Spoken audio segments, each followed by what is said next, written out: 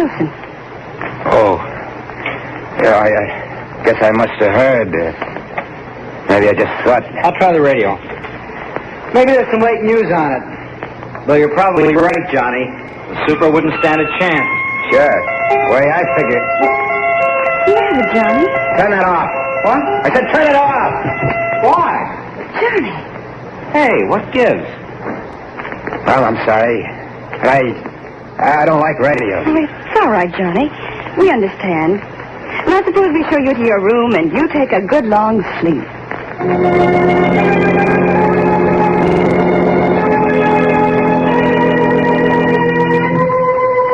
I must have slept like a dead man, Doc. It was dark when I woke up. There was nobody in the house. I switched on the lamp and looked at my watch. A few minutes before midnight. Didn't have much time if I wanted to get the jewels and blow town before morning. So I started for the door, but before I reached it opened. And standing there, smiling, kind of sad-like, was Miller. Hello, Lefty. Did you get the jewels? You? It can't be you. You're dead. I told you wouldn't get rid of me so easily. What do you want with me? Nothing, Lefty. Just what I wanted before. To help you. You're lying. You still think you can break me, get me to confess, but I'll show you. I must have hit the lights, Doc, or maybe they were never on, because suddenly the room was all dark. I struck a match. I bent down to look at Miller, make sure that he was really dead this time. And I ain't crazy, Doc. You gotta believe me. But the man lying face up on the floor was Tom Mason. A dead man who came back. And now, a second victim, as the hands of the clock move inexorably to the witching hour. And yet another. Murder at midnight.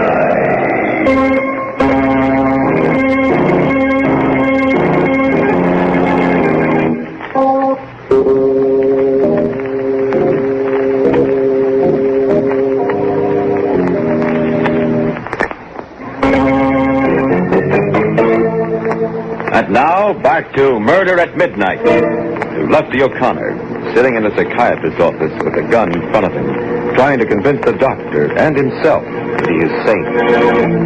My hand was shaking so much that the match went out. It was Tom, all right. Tom Mason, dead. But it was better that way than what I thought, because it meant that Miller hadn't come back from the grave. I probably just imagined I heard him talking to me. I frisked Mason, I got the keys to his car, and went out. There was a little coupe parked in the driveway. I opened the door. I was just getting in when... Hello, Johnny. Ruth. You look a little better than you did before. How do you feel? Oh, fine, man. Oh, that's good. You were sleeping so soundly when I left it. Are you going somewhere? Well, yeah. There was something I had to do, and, Tom told me I could borrow his car. Oh, all right. I'll go inside. No, you can't go in there. Well, what do you mean? Why not? Well, I mean, such a swell night. How about a little drive, Ruth? But what about your errand? Well, that'll just take a minute. It'll be swell having you along. Well, I don't know. I don't suppose Tom will mind. I'm sure he won't. Well, then, all right. I guess that's one of the wonderful things about life. You just never know when something completely unexpected will happen. That's right, baby. You just never know.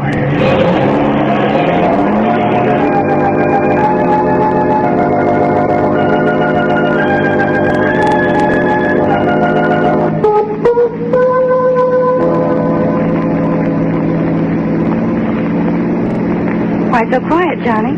Huh? You asked me to come driving with you, and I do. You don't say. What should I be saying? Well, you might start by telling me something about yourself. Like I said, I'm just a guy looking for work. What kind of a job did you have before? Chauffeur? Oh, that sounds interesting. Did you work around here? Why? I just wondered. You seem to know the road so well. Listen, baby, let's not talk about me. I'd rather hear about you. There's not much to tell. I'm 21, fancy-free, and I work for a living. I'm a nurse in a psychiatrist's office. A what? Psychiatrist. A doctor who, well, helps people who are disturbed mentally. Like people who, see things that ain't there? Oh, yes, he gets a lot of those kind of cases. What does he do? Talks to the patients, explains away the hallucinations. His name is Dr. Paget, and he's really wonderful. Johnny, Huh? Where are we going? Why, baby? We've turned off the main road. This leads past the old Tilton mansion. What's that? The house where that terrible murder took place about a year ago. It's all boarded up now, of course. Yeah, that's the job Lefty O'Connor pulled, Yeah. huh? Yeah, he was old Mrs. Tilton's chauffeur. What? Chauffeur. Quite a coincidence, ain't it? Johnny, you're turning in the driveway. Yeah. See, a couple of nights ago, I broke into this place to sleep. It was just an empty house to me. I didn't know anything about no murder.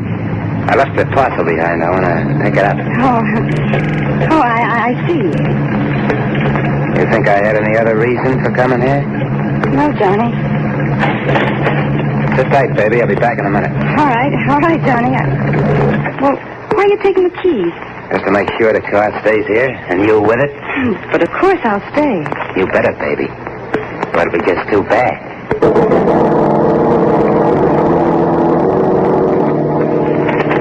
I pulled the board loose from one of the windows, climbed into the old house.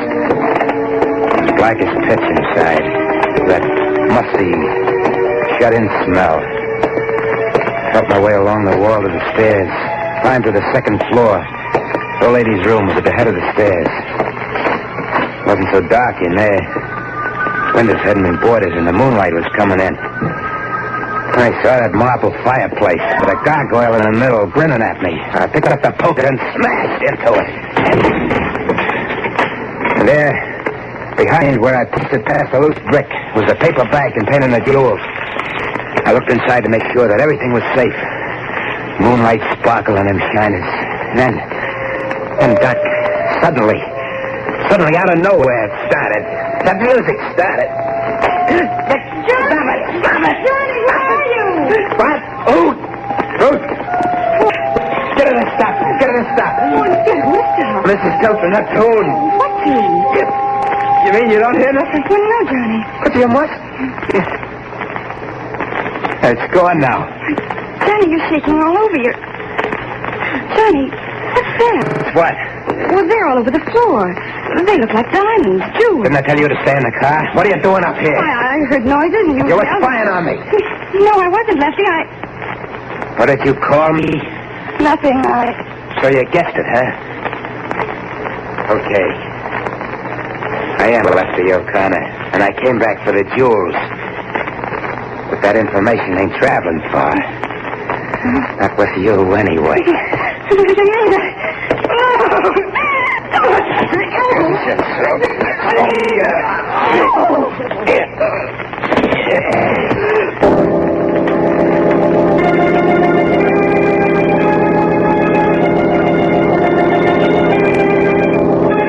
I was rattled, Doc.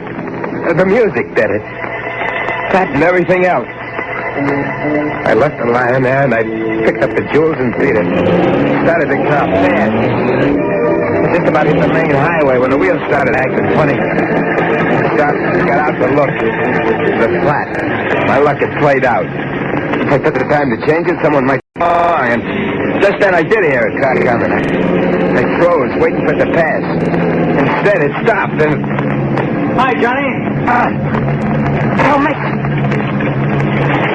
I got out as soon as I could. Which is the flat? What? How did you know? How did I know? Why, you just called me. You told me to find the tools. I called you?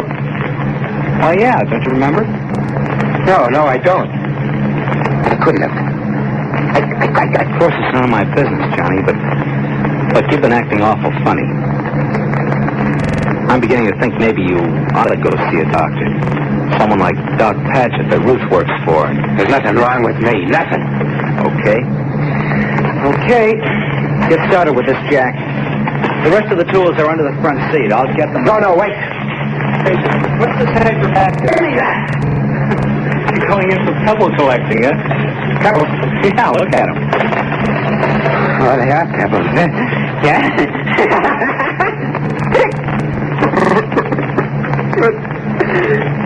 What's happening to me? Oh. I don't know. But I told you don't look well. Hey, where are you going? Hey, wait a minute. I told you that was a borrowed car. Get off that run. I say get off. You're nuts, Johnny! You're nuts! You're crazy!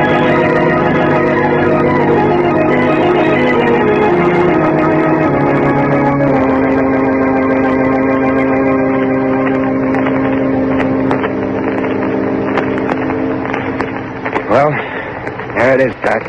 That's the story. I kept hearing what he said. Tom. Over and over again. I'm nuts. I'm crazy. But I couldn't stand it anymore. So I looked you up in the phone book and I come over. Oh, what do you expect me to do, Lefty? Do? You're a brain doc. I'm not nuts. I know I'm not. Why am I seeing these things? What's happening to me? Well, it's rather difficult to make a diagnosis this quickly, but I'd say that you were suffering from hallucinations because of a sense of guilt. Guilt? About what? Well, it probably started with that first murder, Mrs. Tilson. And it's been weighing, preying on your mind ever since. Now, if you could extrovert that, get it out of your system. But I did. That's true. The confession with all the details. That's the only way you can achieve a complete catharsis. Well, that's crazy. All right. You wanted my advice, but you don't have to take it. And you think... Okay, I did kill her. I knew all the time what I was doing. I waited for a night when there was only the two of us in the house, and then I beat her brains out with a tire iron. There, I said it, I told you. Yes, Lefty. And I think that now I can promise you you'll never be troubled by hallucinations again. You sure, Doc? Quite sure. That's good. Because... you remember I said that in half an hour I was going to kill someone? Yes. Well, the half hour is up. And you're the man. Am I, Lefty? Yeah. I'm sorry, Doc, but you know too much now. You're the only one who does. So... I wouldn't, Lefty.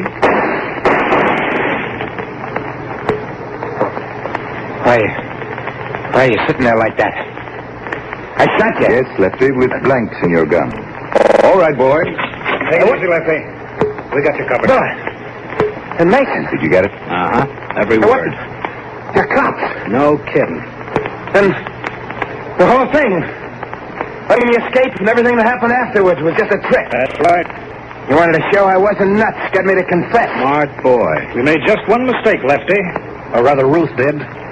Following you into the Tilson. She paid for that with her life. But now you're going to pay. No. Shut up. Yes, Lefty, for that and for the Tilson murder. And my only regret is that rats like you can only burn once.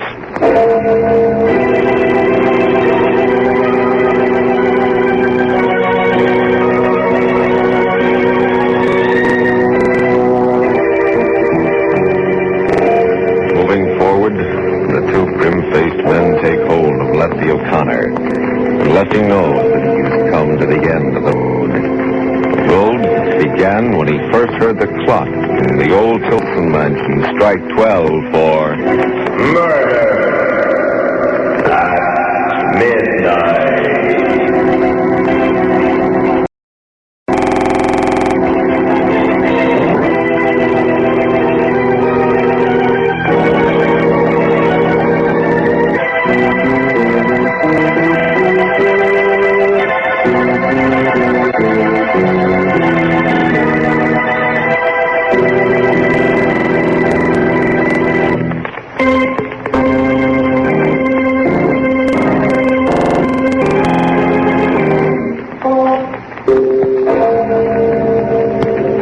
Remember to be with us again when death's face peers out of the darkened windows of deserted houses and the clocks strike 12 for murder at midnight.